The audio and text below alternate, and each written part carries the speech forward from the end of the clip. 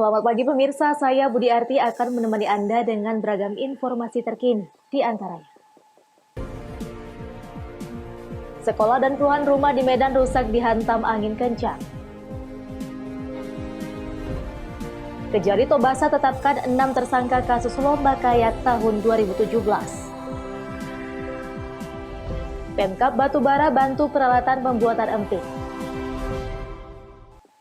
Selain cuplikan berita tadi, kami juga akan menghadirkan beragam informasi lainnya. Pemirsa, kita jelang sumut hari ini pagi selengkapnya.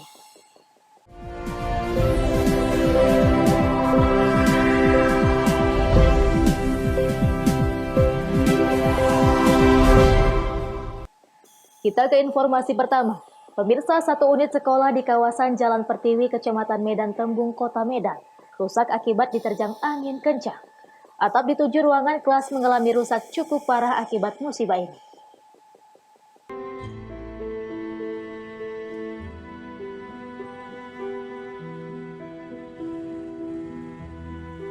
Beginilah kondisi sekolah Yayasan Perguruan Ira yang berada di Jalan Pertiwi, Kecamatan Medan Tembung, Kota Medan pasca diterjang angin kencang. Sebanyak 7 ruangan kelas di lantai 3 gedung rusak parah. Sejumlah material bangunan seperti seng, kanopi, dan plafon terbang sejauh 30 meter terbawa angin kencang. Beruntung saat kejadian tak ada aktivitas di sekolah itu karena seluruh siswa masih belajar daring. Kepala Sekolah Ira Medan Tumiar menyebut, akibat kejadian yang berlangsung cepat itu, pihak sekolah mengalami kerugian sekitar 50 juta rupiah. Pihaknya pun berharap adanya bantuan dari pemerintah sebab pihak sekolah tengah mengalami kesulitan ekonomi akibat pandemi COVID-19. Sekolah kita ini memang sedang terkena bencana alam. Kemarin kurang lebih pukul 4 sore terjadi angin kencang dan hujan yang lebat. Kalau kita kerusakan sangat luar biasa. Lantai 3 semua hampir rusak, atapnya semua sudah hampir rusak, kemudian kanopi yang kita pasang pun semua rusak. Lantai 3 kita kategorikan hampir 99% memang sudah posisi rusak. Berapa nih Pak kira-kira total kerugian? Kalau kita perkirakan sini di atas 50-an juta.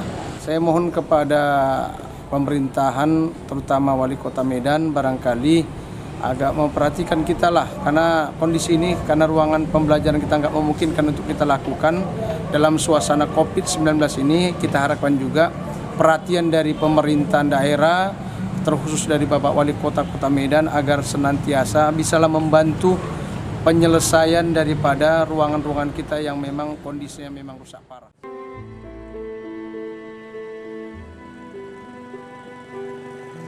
Selain sekolah itu, 30 rumah warga juga mengalami kerusakan, baik rusak ringan maupun rusak berat di wilayah itu.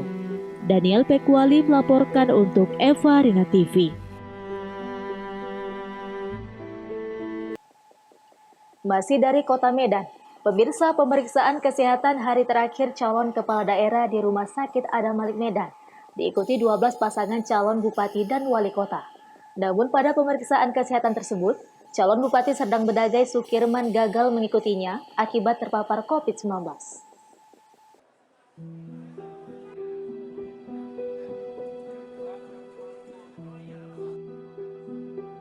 Bupati Serdang Bedagai Sukirman dinyatakan positif terinfeksi COVID-19 berdasarkan hasil pemeriksaan tes swab dan gagal mengikuti pemeriksaan kesehatan di Rumah Sakit Umum Pusat Adam Malik, Kota Medan.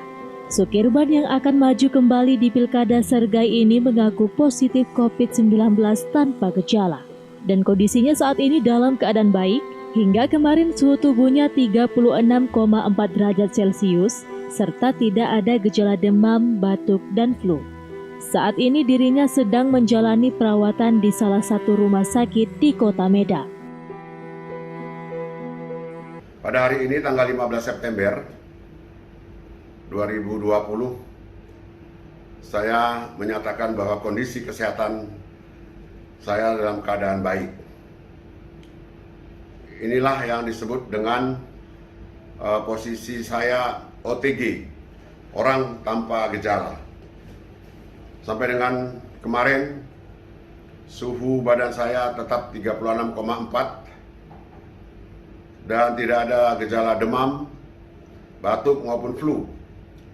Tetapi hasil laboratorium swab PCR ternyata disimpulkan terinfeksi COVID-19 positif.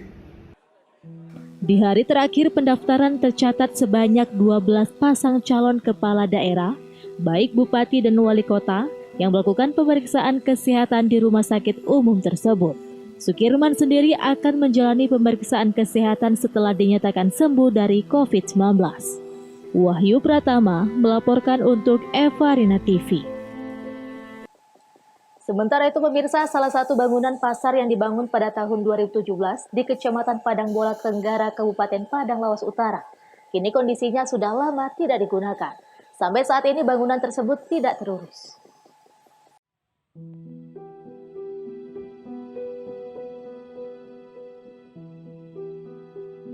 Bangunan pasar milik pemerintah Kabupaten Padang Lawas Utara yang dibangun pada tahun 2014 yang berada di Kecamatan Padang Bolak Tenggara, Kabupaten Padang Lawas Utara, sudah lama tidak digunakan dan sekarang tidak terurus. Sejak beberapa tahun terakhir bangunan pasar ini kosong dan tidak ada penghuninya, dan kondisinya sebagian sudah rusak serta dikelilingi rumput dan kotoran kambing. Selain itu, bangunan pasar yang berada di Kecamatan Padang Bolak Tenggara seolah-olah dibiarkan dan tidak diurus. Salah seorang warga mengungkapkan pasar tersebut hanya sebentar saja digunakan pedagang untuk berjualan. Para pedagang pun tidak lagi mau berjualan di bangunan pasar tersebut.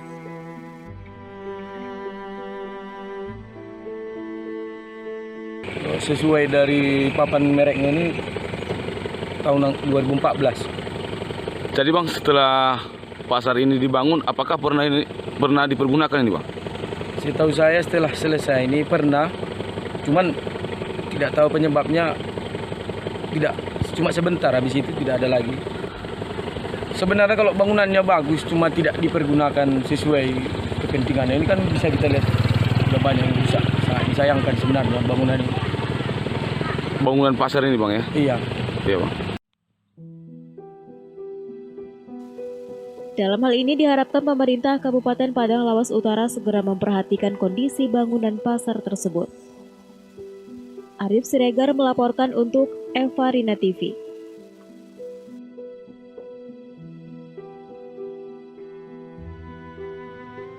Seputar ini masih akan kembali sesaat lagi, tetaplah bersama kami.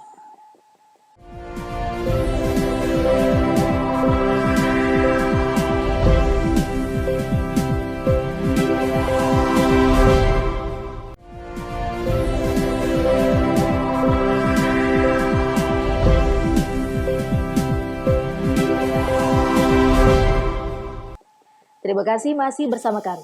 Pemirsa, Kejaksaan Negeri Toba Samosir di Kabupaten Toba akhirnya menetapkan 6 tersangka untuk kasus dugaan tindak pidana korupsi pada kegiatan internasional Toba Kayak Marathon tahun anggaran 2017 di Dinas Pariwisata dan Kebudayaan Kabupaten Toba.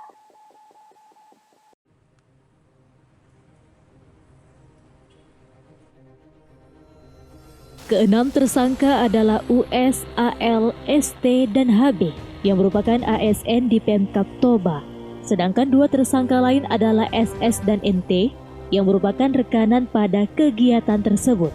Berdasarkan keterangan yang disampaikan Kasih Intel Kejari Tobasa, kasus ini mulai diselidiki sejak awal tahun 2020 hingga akhirnya 6 tersangka ditetapkan pada 16 September 2020.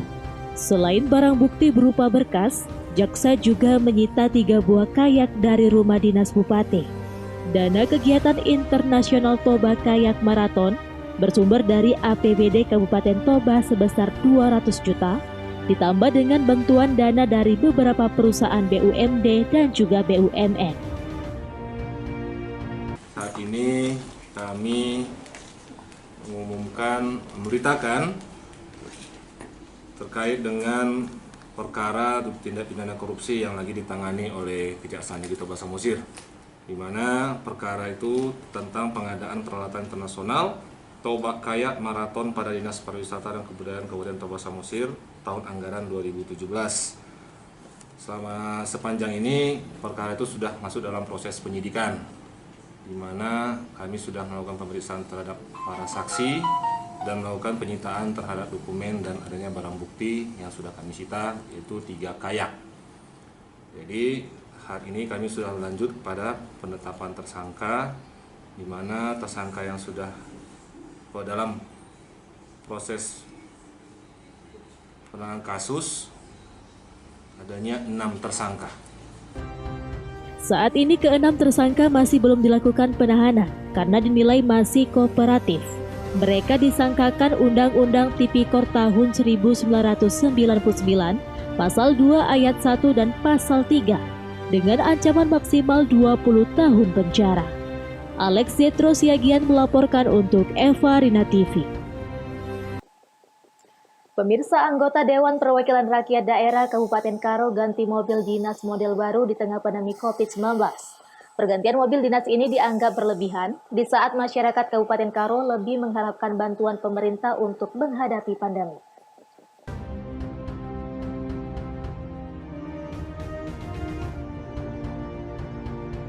Inilah suasana di kantor Dewan Perwakilan Rakyat Daerah Kabupaten Karo, Jalan Veteran Kecamatan Kabanjahe. Terlihat sebuah mobil mewah dengan nomor plat BK8S terparkir di depan gedung.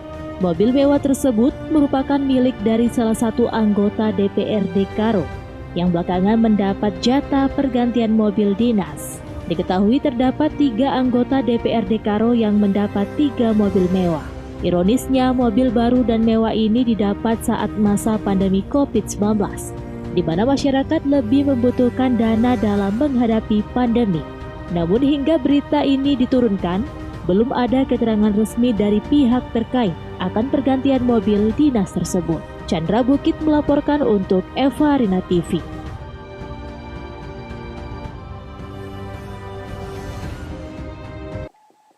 Kita ke informasi lainnya.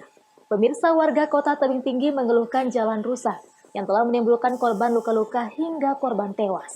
Namun hal tersebut diabaikan pemerintah.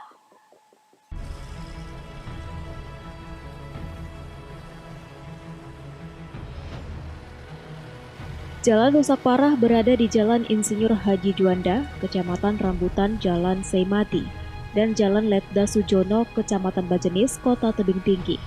Selain berlobang, jalan juga dipenuhi batu padas, hingga membuat pengguna jalan harus ekstra berhati-hati. Jika tidak, kendaraan akan rentan rusak atau pengendara jatuh.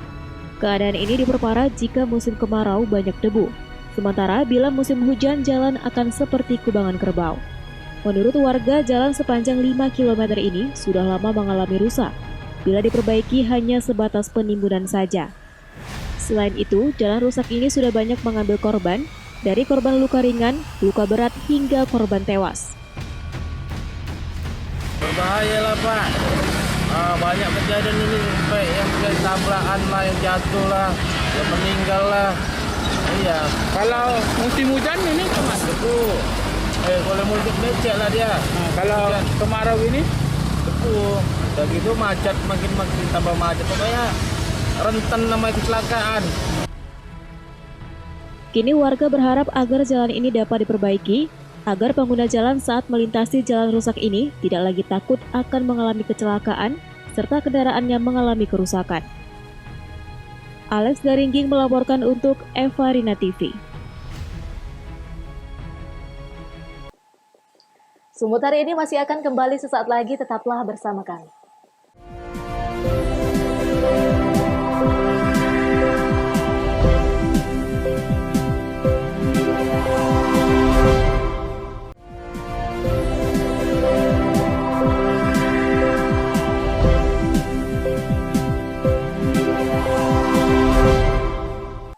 Terima kasih masih bersama kami.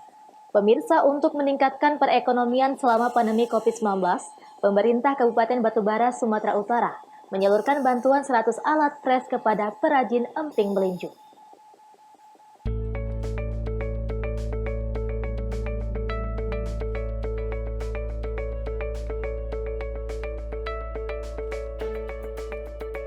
Bantuan alat pres emping melinjo diberikan langsung oleh Bupati Batubara Zahir di Aula Desa Lubuk Besar, Kecamatan Datuk, Tanah Datar, yang merupakan salah satu sentra penghasil emping melinjo di Batubara. Dengan bantuan alat pres ini, Zahir berharap dapat mempermudah pekerjaan para perajin dan meningkatkan jumlah produksi emping melinjo.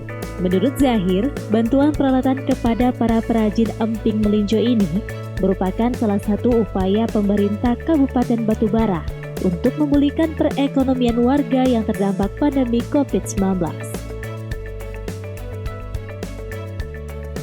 Pemerintah nggak bosan-bosannya melakukan inovasi-inovasi dalam menghadapi pandemi COVID-19 di Kabupaten Batubara. Salah satu daripada hal yang kita lakukan adalah pemulihan ekonomi. Nah, pemulihan ekonomi itu dapat dilakukan melalui pemberian alat pembuat mesin pres manual emping, karena di sini banyak pohon melinjo. Sehingga nanti dengan adanya alat ini kita berharap bahwa produksi emping di 50 di Batubara bisa lebih banyak dan hasilnya itu bisa meningkatkan perekonomian masyarakat desa. Taufik melaporkan untuk Eva Rina TV.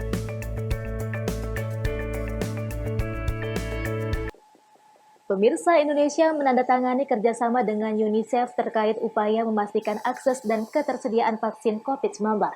Peran UNICEF dinilai vital dalam memastikan ketersediaan vaksin di seluruh penjuru dunia jika nanti sudah ditemukan.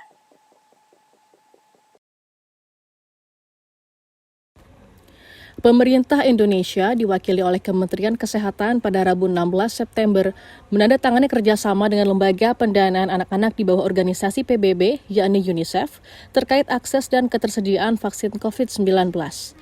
Penandatanganan kerjasama tersebut dilakukan oleh Sekjen Kemenkes Oscar Primadi dan perwakilan UNICEF untuk Indonesia Deborah Comini, serta disaksikan langsung oleh Menteri Kesehatan Terawan Agus Putranto, Menteri Luar Negeri Retno Marsudi, dan Menteri BUMN Erick Thohir. Dalam sambutannya, Menkes menyatakan bahwa kerjasama tersebut sangat penting dalam memastikan ketersediaan vaksin di seluruh penjuru dunia jika nanti sudah ditemukan.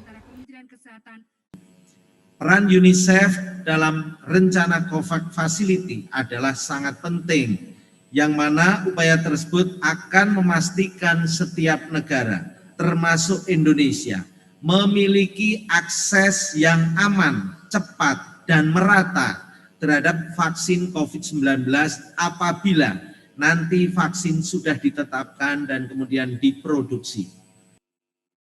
Sementara itu, Deborah Comini mengatakan bahwa UNICEF berkomitmen untuk memastikan Indonesia mendapatkan vaksin corona yang aman, efektif, dan dalam skala besar.